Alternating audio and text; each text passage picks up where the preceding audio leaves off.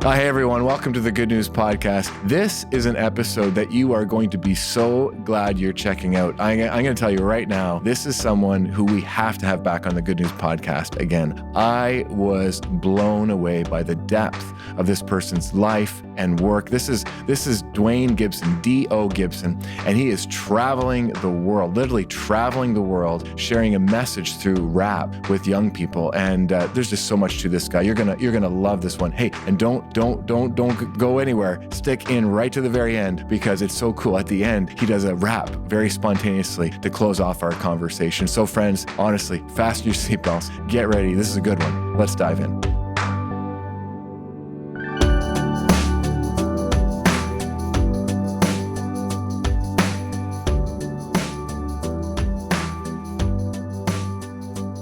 Hey everyone, welcome to the Good News Podcast, and really glad you could join us for this conversation. This is a new friend, someone who I have come to admire and respect and really love who he is. This is Duane Gibson, or D.O. We all use that both. We'll actually maybe get in that and where that comes from.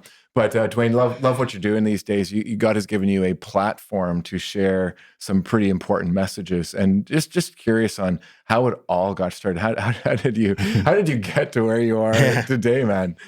Sounds like a loaded question. Yeah. How much time we have? Yeah. As a kid growing up, I was in Stratford, Ontario, and this is the 80s. And I remember watching Much Music. Okay. And seeing hip hop, and I fell in love with DJ Jazzy Jeff and the Fresh Prince, Will Smith. And so I remember my first concert. I was in grade 6, and my dad took me to go see Jazzy Jeff and the Fresh Prince. And I just remember Will Smith being up there on the microphone, and I'm just a kid, and my dad's sitting in the back. Cool. It's a club, but it was all ages, but I'm clearly the only 12-year-old in the building. But just seeing the way he controlled the crowd made me want to do that. So I would begin writing my own raps, and then I'd start performing them when I was in high school, and people liked them. So it's just something you pursue a little bit more. And then when I graduated from university, I said, I'm going to take a shot at this. Yeah. I produced a music video, and we were able to get it on Much Music. And that was a huge start for like really launching me, because now my music is being played across the country. And it made me realize, okay, this is good, but what am I going to do next? And trying to navigate that, and trying to navigate the music business. Yeah. Wow. Okay. So it's one thing to like rap, have a passion for rap. Like I think lots of young people especially have that desire. But for you to experience that kind of success fairly quickly, it sounds like, what do you remember back to what that was like for you? Just really wondering. Even before you got to where you're today, like you had to take so many steps to get to where you are today, right? There's a process, I suspect. And we kind of fast forward in the story here, but what was it like along the way? Like, how are you feeling? You know what I mean? Like when this was happening, scared, excited, like what was going on for you as you took each step along the way? And maybe what were some of the significant steps that were really big steps for you? I think all those emotions, because I think about when I made that music video. I was so excited to do it. I had a big video shoot. We shot on film, which was a big deal back then, because video quality, if you're just using a camcorder per se, wasn't going to match film. But after doing the music video, the next day I woke up with that feeling in the pit of my stomach, like, what did I just do? Is this going to be a failure? And because some of my friends even were like, I don't think it's going to turn out good. You should have done this. You should have done that. So that's when I realized you have to question yourself, but you have to keep on moving forward. Because I think the hardest thing about the music business is there's no guideline. And being a Canadian artist, especially a rapper back then, there's not a lot of people I could follow. I couldn't, mimic someone else's career. And then on top of that, I didn't grow up in Toronto. So I'm living in Toronto, but I'm an outsider to the hip hop community here, because I'm not from Scarborough or Mississauga or Brampton, right? So I had to navigate the politics of the music business as well. But with that said, it's always excitement, because what I loved about those early performances were how things didn't go right. So I'm in Guelph in 1999, and I have a burnt CD of my beats, and I give it to the sound man, and everything works for the sound check. But then I get up there and DJ play the songs. CD doesn't work. No. And there's a whole crowd, and this is one of my first big performances. So what do you do? So I just say, give me something to rap about. And somebody yelled out something, give me something else. I took 3 topics and I just created a freestyle, and I won the crowd over. And by the time I won the crowd over, I saw the thumbs up from the sound man. The beats played. The show was great. Oh, no way. But I mean, I could tell you stories like that all the time. I'd be at McMaster University at a halftime at a basketball game, and same thing. CD doesn't work. So I have to win the crowd over. And I think those challenges really make you, we call it being an MC. Because when I started rapping, I learned about how hip hop is a culture. And there's elements in hip hop, whether it's rapping or DJing or breakdance or graffiti or beatboxing. But there's a difference between being a rapper and being an MC. And a rapper, when they're performing, they're doing rap. But rapping, being a rapper is about telling your own personal story, your truth. But being an MC means being a master of ceremonies and moving the crowd. So I learned how to be an MC. And I feel bad for a lot of kids that are coming up now that want to be rappers, especially during the last 2 years of COVID. Yeah. They might know how to write a rap. They might perform it in their bedroom, but it's a whole different ballpark when you're in front of a crowd. Yeah, yeah. So how are you going to win that crowd over? Yeah. Oh, amazing. Now, what you've just described, many people would be very afraid of being in front of a crowd and it's interesting, like from those first days when you saw Will Smith, you saw him just have the audience in his hand and just being connecting. I think connecting, right? And so you've had this desire to connect. But what would you say has been part of your life to enable you to be able to do that? Because a lot of people would be very afraid to do that. Like some people probably just freaking out just even hearing this, like this experience of the CD not playing and what am I going to do? But you had the poise to the presence to use that moment and actually probably deepen your connection because it was so spontaneous and everyone else had to help you out a little bit. Yeah. But where does that come from? Do you think about your life? Do you think about your giftedness? Because I think that's a beautiful, rare, unique gift. I think it comes from being a PK. Yeah. A preacher's kid. Okay. Because I remember when we moved from Toronto and I was 4 years old and we moved to Stratford, Ontario.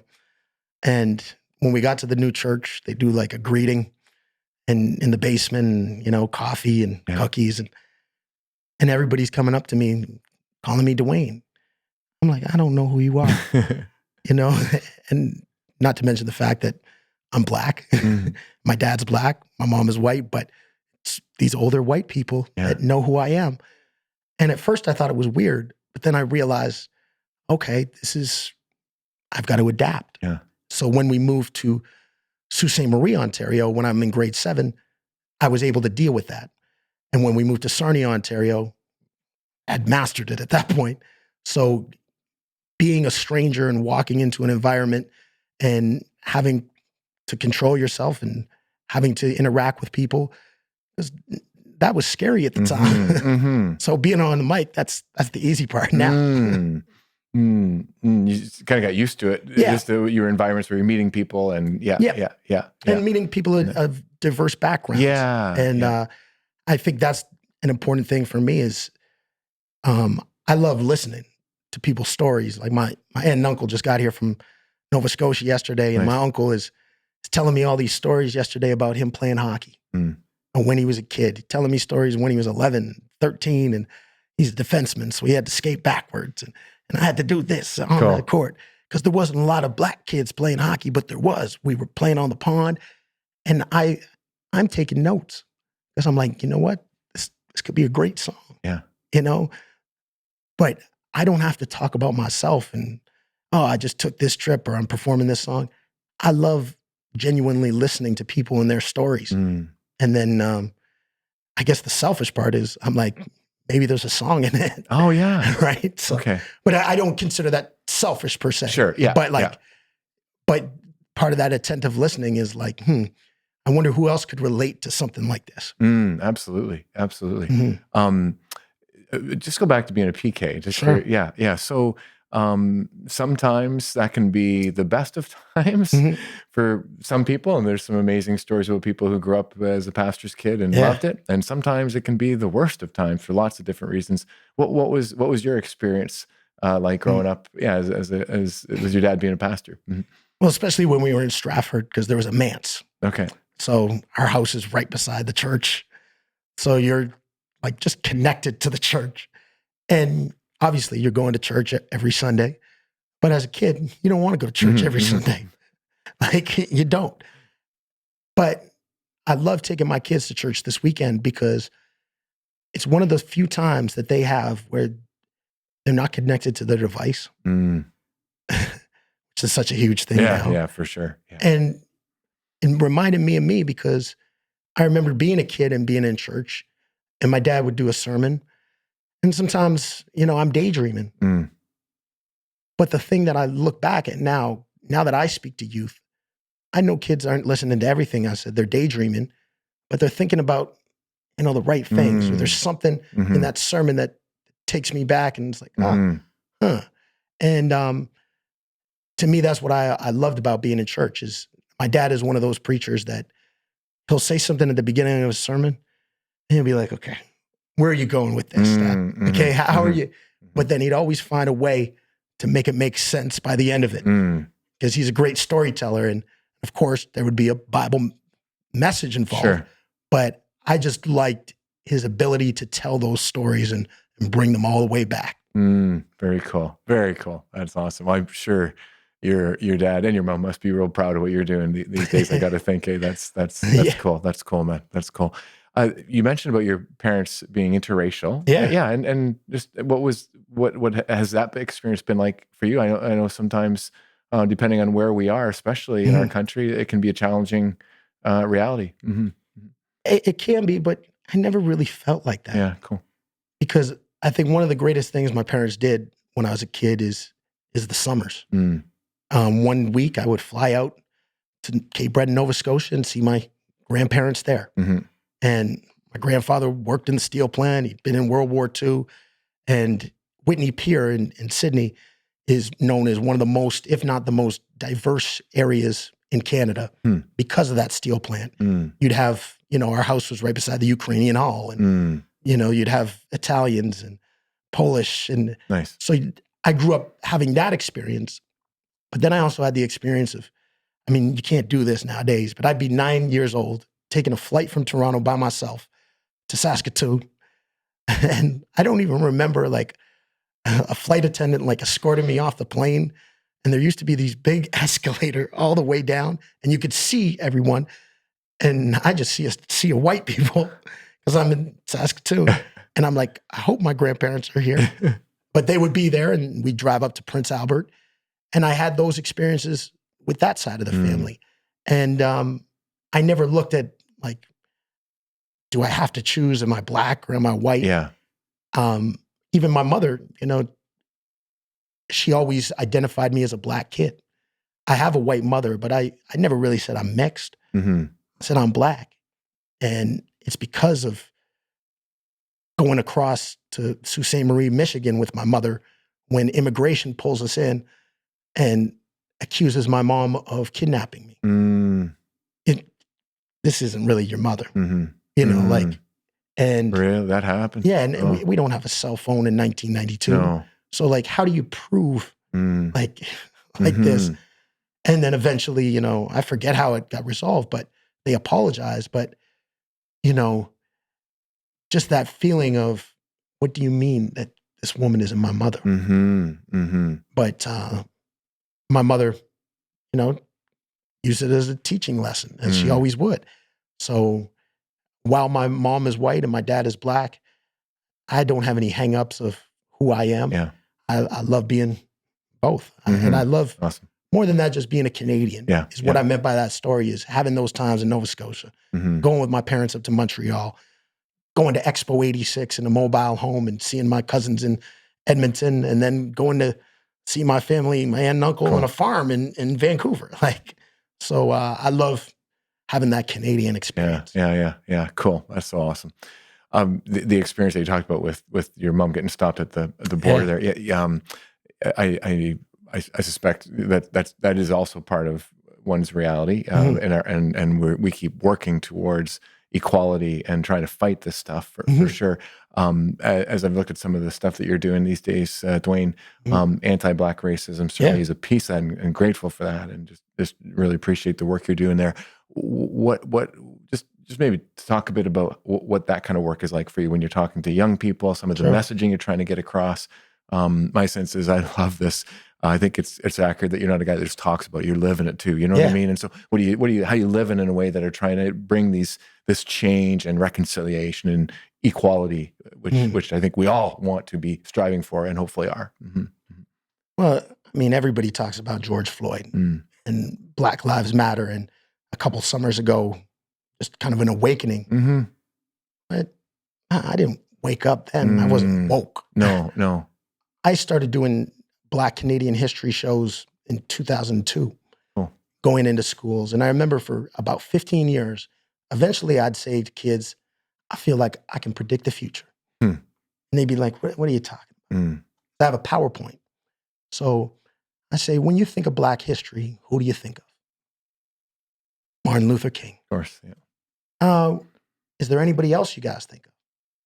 Rosa Parks. I said, I told you I could predict the future, right? Watch what I put on the screen next. And it's Martin Luther King. And everyone's like, whoa, like, how did you do that? And who was the other person? Click, Rosa Parks. And the point to that is, for so many years, when people think about Black history, they just think about Martin Luther King and Rosa Parks.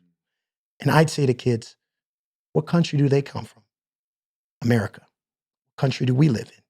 Canada. You guys know anything about Black Canadian history? So I created Black Canadian 365. Cool. And I talked about stories from Nova Scotia.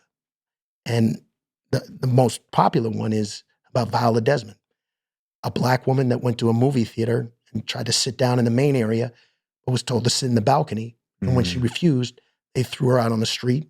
She spent the night in jail, and she was charged with a crime, tax evasion. When I say tax evasion to kids, they're like, what? I thought it was because she was Black. Well, there was more money to pay in tax to sit in the balcony than to sit in the main area.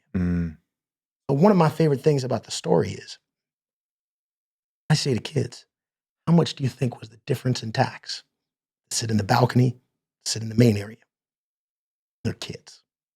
So one kid will say $100. Another kid will say $1,000. And I heard it so many times that I knew what the third kid was going to say. So I click on the PowerPoint and I put on future. Dr. Evil, I think is his name, from Austin Powers, $1 million? But the difference in tax, 1 cent. To sit in the balcony was 3 cents tax. The main area was 2 cents. So this is all over a penny. Wow. And when she fought it in court, she lost. She wasn't pardoned until 2010 when she passed away. But now she's on the $10 bill. But I love that story because it's a great story. Like, what kid doesn't love going to the movies?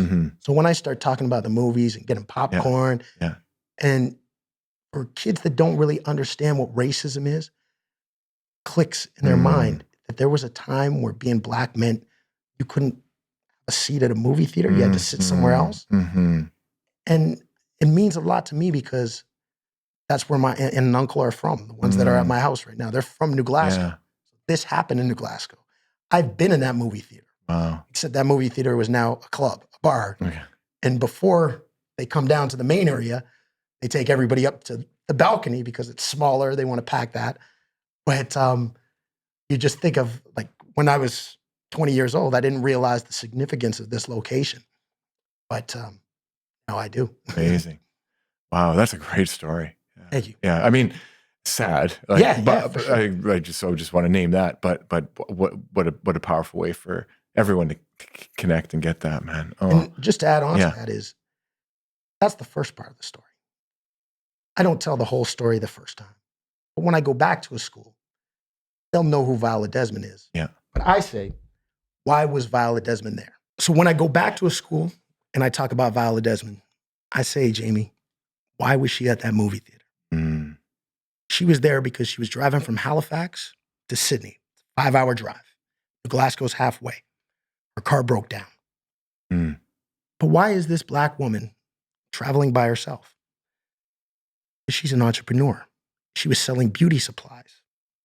Well, that's why she was doing it. How many Black female entrepreneurs were there in the 1940s? Yeah. And when she went to beauty school, because she sold beauty supplies, she couldn't go to school in Halifax because she was Black.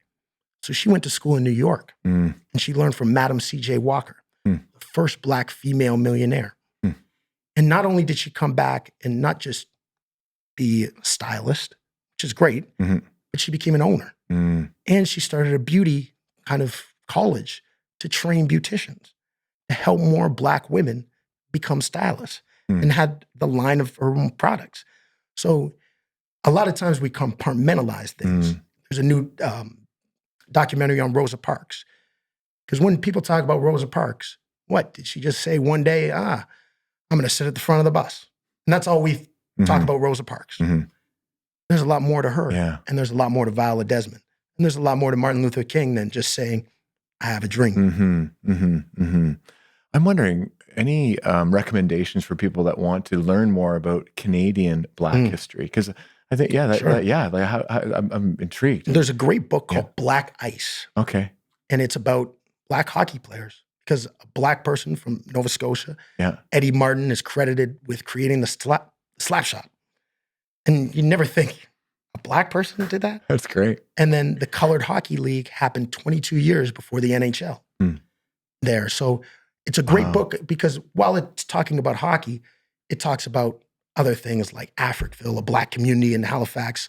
It talks about the Civil War and how that's how Black people came up, is they were granted land as Black loyalists. And so it touches on so many different aspects of Black Canadian culture and history. So I definitely... Black Ice. Yeah, Black absolutely. Ice. And there's going to be a movie named after it. It premiered at TIFF.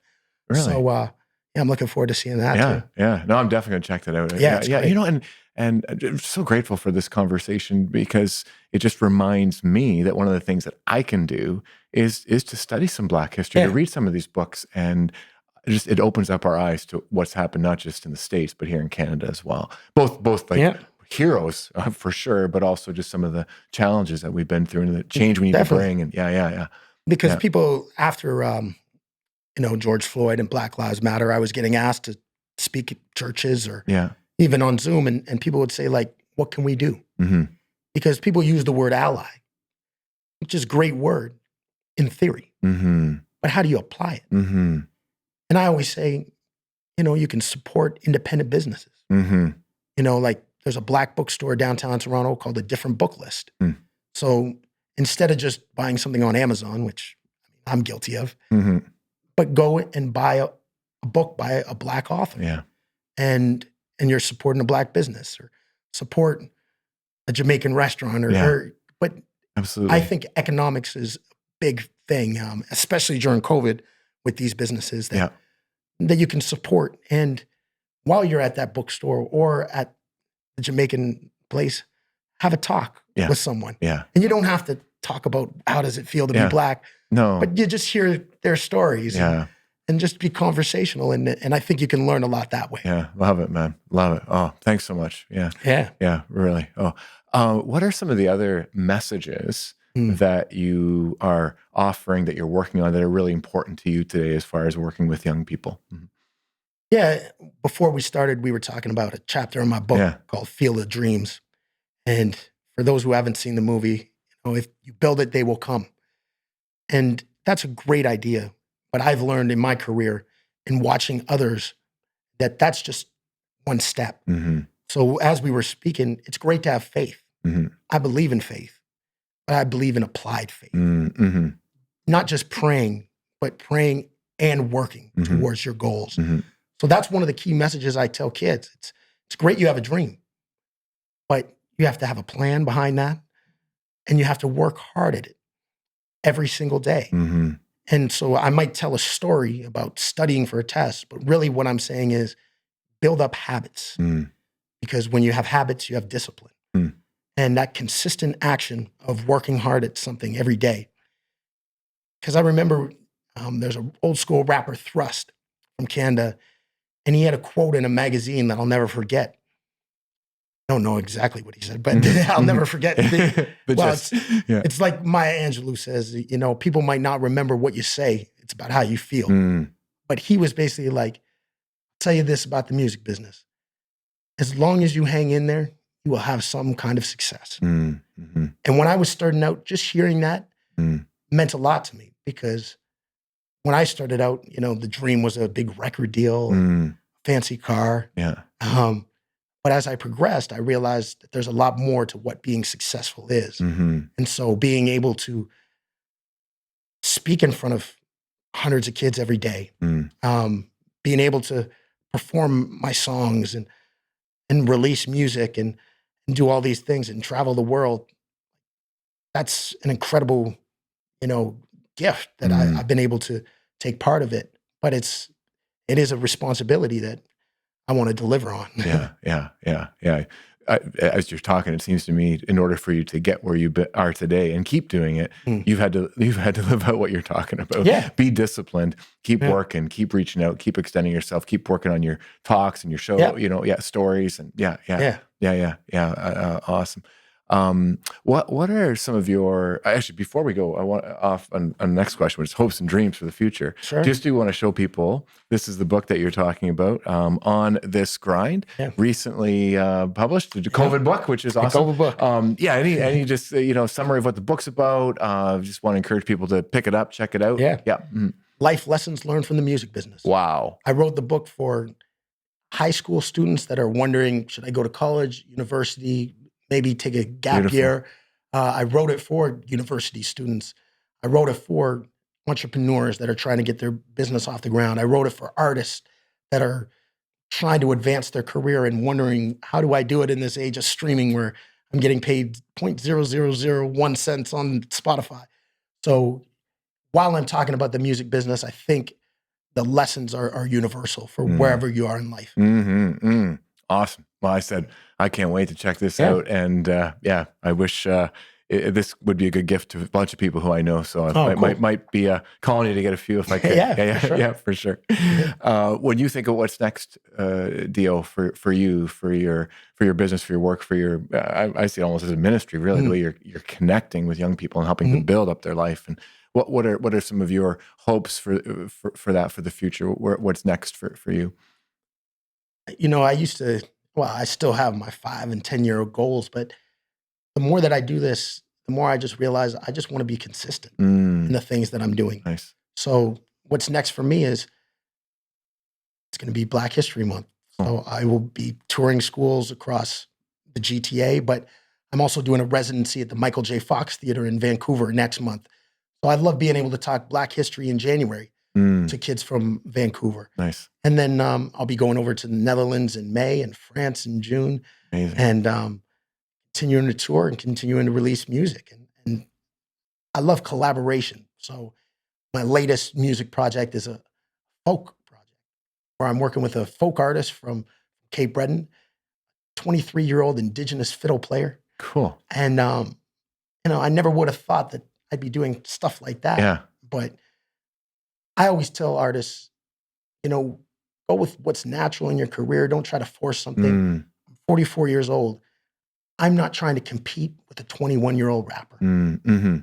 Like, go do your thing. I'm not trying to change and say, oh, this is the newest style. I got to do that. It's like, no, I'm going to do my style. I'm going to do my lane. And I think that's an important thing for artists to know is really about mastering your niche. And my program is called Stay Driven. And one of my songs is called No Traffic. Because when you're in your own lane, no traffic.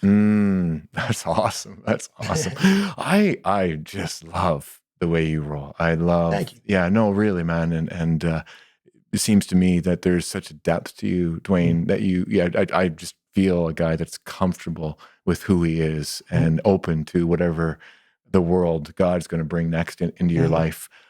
Feels like faith underneath all that. You should have a background. How does faith impact who you are and what you do? I remember when I was on my rap mission, being a rapper, I always thought Atlanta was my place. Okay. I had to be in Atlanta. So I just decided to go to Atlanta. I had a friend living there. She said I could stay at her condo for a week. And I'm eating breakfast at a diner and reading the newspaper. And there's a whole section called Hip Hop and God. And so it was at Morehouse University. And my dad loves Morehouse for some reason. It's a black college, but he's always like, son, go get me a t-shirt from Morehouse or give me a hat. Nice. So I was like, I'm going to Morehouse anyways. How about I go check this thing out? Because Curtis Blow is on it. And Curtis Blow is known as one of the original rappers and from New York. And so I go and listen to this. Afterwards, I go up and I speak to Curtis Blow for a second. But I also speak to Tim Holder, Reverend Timothy Holder. And he's a robust Southern man living in the Bronx and a larger than life personality, to say the least. But through that conversation, he's basically like, yo, we'd love to have you sometime in New York. And we stayed in touch and he invited me down to New York and I stayed in the rectory and I didn't know what he was going to get me to do, but I just rapped a little bit. Wow. And I ended up touring this collective. And I contributed to the Hip Hop Bible. And there was a part of me that would always say, like, I'm not a Christian rapper.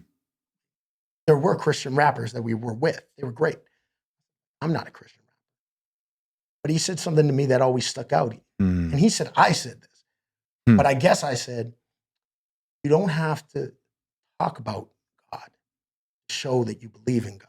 And that meant a lot to me because here I am working with 15-year-old kids, mostly from the inner city. Some of those kids, grandma, their mother's dragging them to church. Now that I'm there, they're like, yo, was at church. Yo, was cool. You know what? I don't mind being at church. And I realized that that's really one of the powers of ministry is I didn't have to sit with 15-year-olds and recite verses. Just being around them and just hanging out with them, I was doing God's work. And so that's why, I love doing what I'm doing, like is to be able to do that. Like, and there's countless times where I've just realized, like, I don't have to be a Christian rapper and say God in all my songs to be really spreading that message. Yeah, absolutely. Totally. Amen. Amen. If I can say seriously, because God is so much bigger than a church building or, the right words. God is in all of it and everything. My wife's a high school teacher, and sometimes she'll say something like, oh, I wish I could do more ministry. And I was like, are you kidding me? I wish I go to your high school today and be with all these kids. You're doing ministry every single day. God is reflected in you and working through you. And just see that in you too, brother. Like so much, so grateful for that. Yeah. Because you don't want to just give the message to everyone that believes already. Yeah. Like you don't want to preach to the choir. Yeah. I believe like ministry is getting out and being uncomfortable and having those tougher conversations with the people that really need it. Yeah. And you can't be scared to do that. No, seems to me if you look at Jesus' life, he did a little bit of that too. Yeah, exactly. Right? Precisely, Like big time. Yeah. Awesome. I'm just gonna fix this. I don't know what's wrong. I don't know either. It went down again. I think these mics are good enough that it'll be picking it up. Yeah, for sure. Yeah. I've got the same mic. Sure. SM7B. The Michael Jackson mic. You recorded Thriller using this mic. That's great. That's great. So just to close off, Dio, a little good news podcast, rapid fire here, if we could. Sure. What's the best thing going on in your home and your family these days? Spending time with my kids, having quality time with my kids is really important. They're 12 and 10, and they love to cook. And so one of the things I like about cooking is doing it together, communally cooking, playing some music in the background, and we take turns. So my son will play something that he's listening to. My daughter will play something she likes, and then I'll play something. Nice. Usually a little old school, but I love when now my kids, they know who Michael Jackson is. But at the same time, I know who Olivia Rodrigo is. Cool. So having that connection is really cool. I love it. Love it. What's best thing going on in your neighborhood, in your community? My community is having a really good relationship with my cousin Bronson, who lives in Brampton. He used to just live up the street from here. And so now that I've been living in Brampton, we get together almost every Sunday and we just sit and talk and catch up.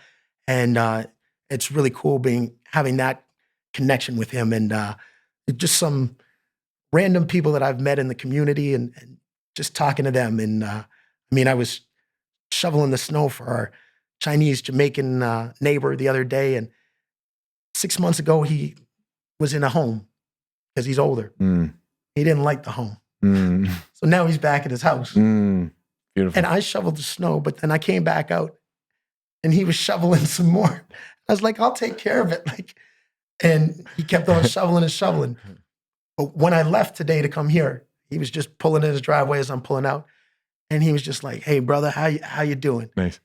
Because he still wants to shovel the snow, but he appreciates that I would look out for him. Yeah. And I see so many great community people like that, that I've really enjoyed being around here. Doesn't get better than that, eh? Just getting to know your neighbor and getting to know your loving your neighbor and them loving you. That's exactly so cool. That's so cool. Last one. Best thing going on in the world these days as you see it? Best thing going on in the world is the World Cup. Nice. I love the World Cup. My kids are like, it's every 4 years? I said, yeah. But I love the World Cup because it really brings everyone together. And I'm not a huge soccer fan, but I am when the World Cup's on. Because when I was in Dominican last week, I was able to text with my friend who lives in Croatia because Croatia won that big game. And then the Netherlands were on next. And I'm texting with my friend in the Netherlands. Cool. And just seeing, how people come together. And then obviously that last game, the finale was just incredible. And so as much as I love football, American football, it's kind of a violent sport. But there's something poetic about soccer. There's no violence and the gentleman's game. And while the men are great, the women, it's such a high level that I love watching women's soccer too. Yeah. That's awesome. Yeah. Oh, hey, how can people find you? How can people follow you? Certainly recommend the book on this grind. Check it out, friends. But any other ways that people can follow you and support what you're doing, Duane? I am D.O. Gibson. Cool. I am D.O. Gibson. One of my chapters in the book is called Branding 101 because I was in Atlanta at a music conference and one guy said, want me to tell you about branding? My name's TJ Chapman. TJ's DJs. Go on Twitter, TJ's DJs. Go on Instagram, TJ's DJs. Because there's so many times I've listened to a singer or a rapper do an interview and I'm driving, I'm listening to the radio. How do we find you on Twitter? I'm a dope rapper 421. How do I find you on Instagram? Dope rapper. How do I find you on your website? Yo, holla at me, dope rapper. It's like, okay, I'm driving. Yeah. I'm not going to remember this is your Twitter, this is your Instagram, this is your website. So an important thing I realized was I started out as D.O., just D.O., because when you walked into a CD store, you could find D.O. But now that things became Google, well, I didn't want to be doctor of osteopathy. So then it was D.O. Gibson. But I am D.O. Gibson is something I could put on every format. Cool. Well, check it out, everyone. I am D.O. Gibson, and you will see some amazing stuff that Duane's doing. Thanks, Duane, so much for being a part of the podcast today. Just again, really appreciate you and love what you're doing and love the way that you're doing it, and love to say a prayer for you just as we close here, if that's okay. Before we do the prayer, can I ask you one question? You sure can. Yeah. I just figured I like to do a wrap up, right? Yeah. So I wondered if you could give me 3 different things. 3 different things. Now, I know you're a spiritual man.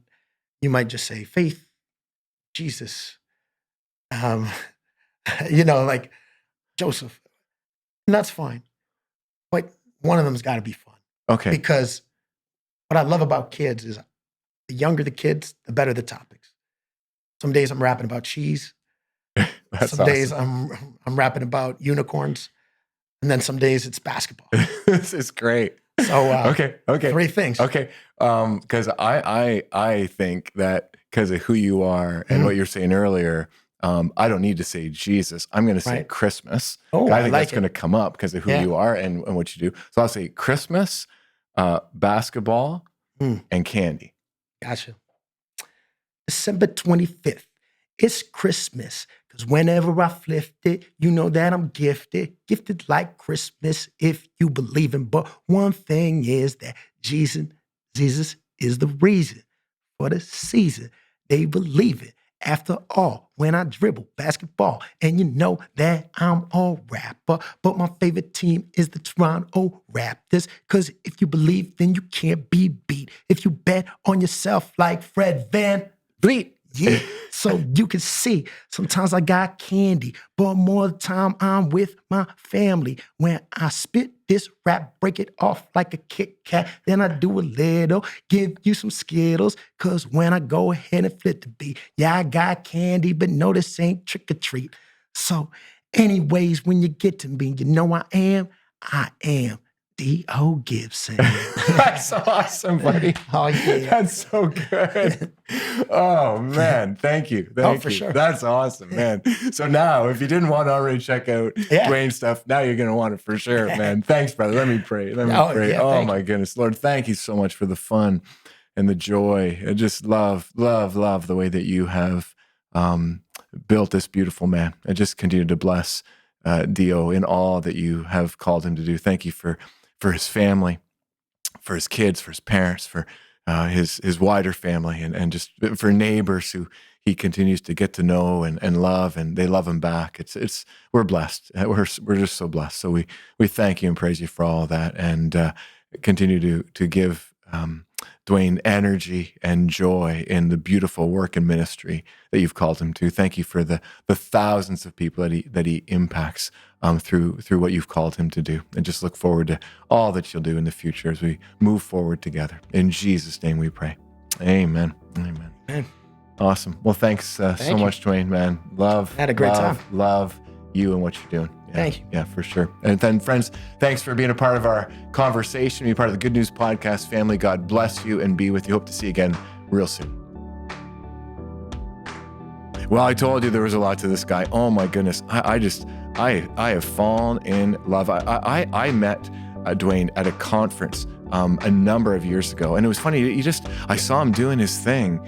And I was awed. I was inspired. I went and talked to him after. I said, I just love not only what you do, but the way you do it, who clearly who you are.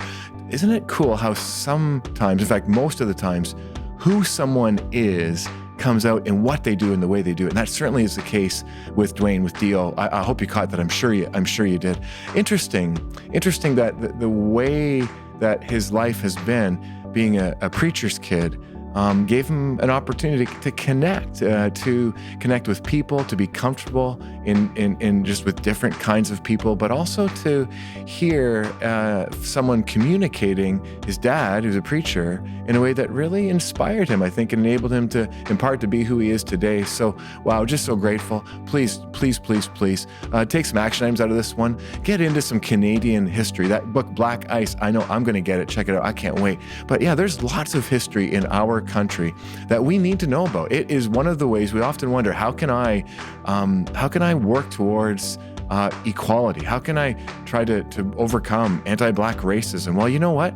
Informing ourselves, educating ourselves, and I was really inspired today to be, again, more about that, to study our history here in Canada, to know where we've come from, and that'll all be part of living into the future that God has in store for us. So friends, thanks again for being a part of this one. I'm going to go back and listen to this one again myself. You might want to as well, because there was so much in that one.